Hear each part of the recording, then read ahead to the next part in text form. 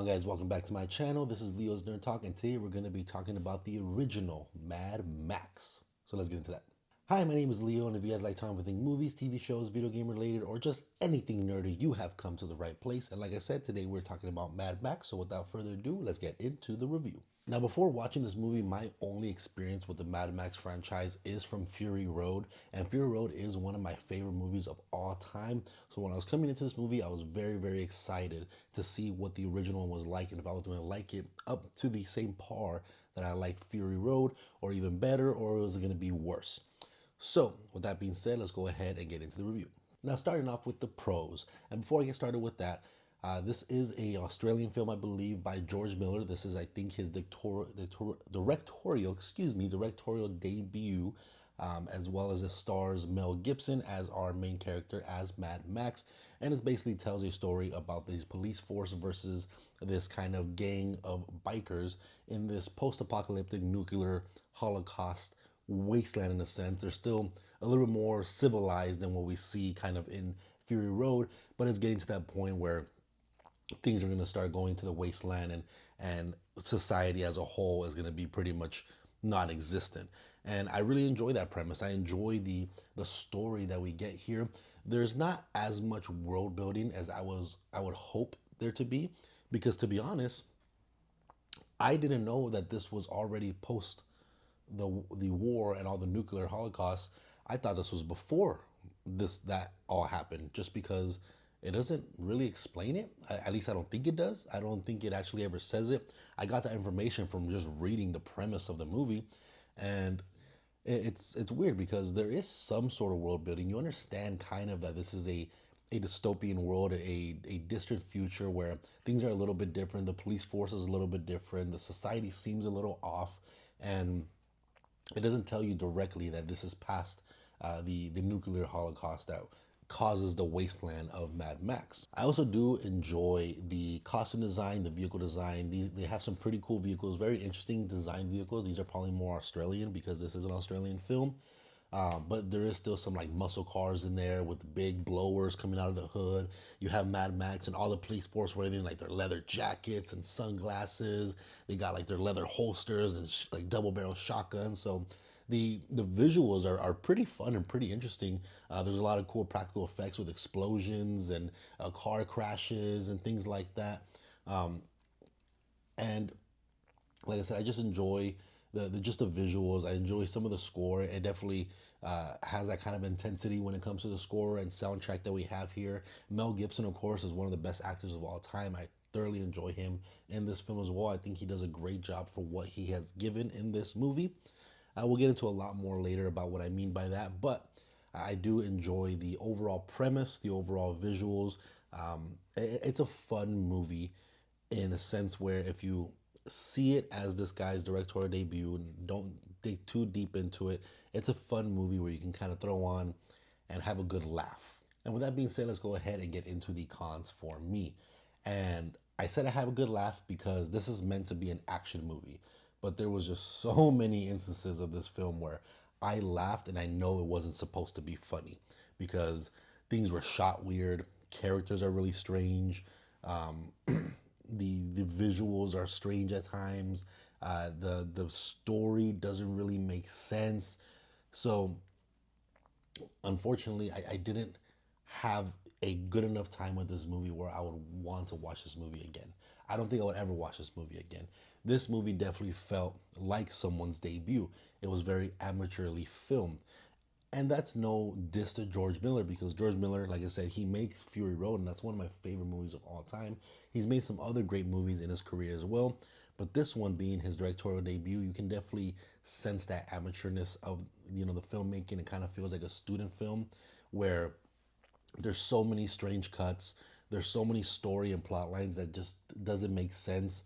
Our main story really is that Mad Max kills one of the members of this kind of gang force called the Night Riders, and they're pretty much chasing him the entire time. It's Mad Max versus a biker gang, and that's the entire premise of the movie. And when you think about Mad Max, you think about a badass action hero with cars and guns. Halfway through the movie, he quits the police force and is just on a little runaway honeymoon in a sense with his wife and kid. So it just feels strange watching this movie. There's so many parts where they try to build the tension. They try to build the tension.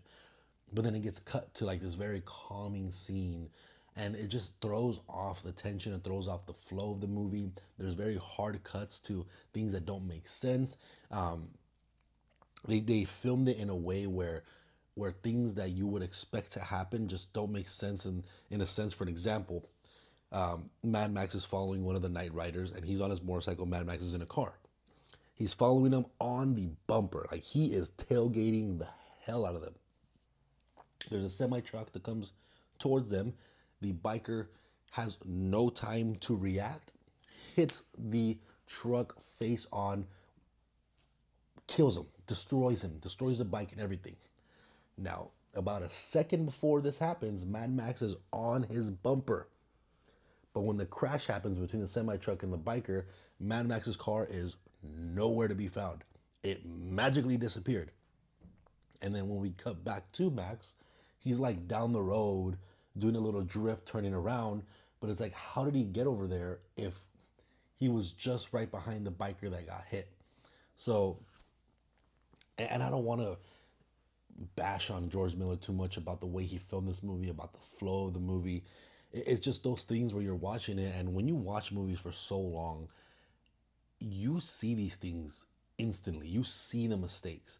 And there's so many movies from this era that are way better, way better than current films.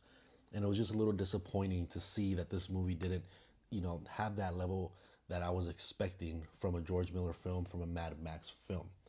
So it was just definitely very disappointing. And not to mention, because of the flow, because of the filming, because of the premise and the story, it was honestly just kind of boring. I didn't really like it that much. I was trying so hard not to fall asleep. The entire time, just trying so hard not to fall asleep. And it's a little disappointing. I love Fury Road. Like I said, it's one of my favorite movies of all time. I was expecting so much out of this.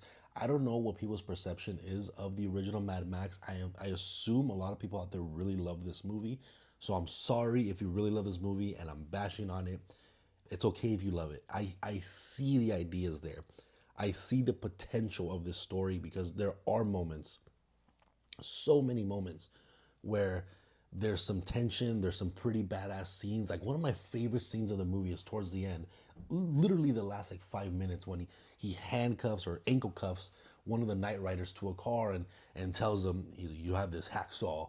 It takes about 10 minutes to cut through the handcuffs or 5 minutes to cut through your ankle.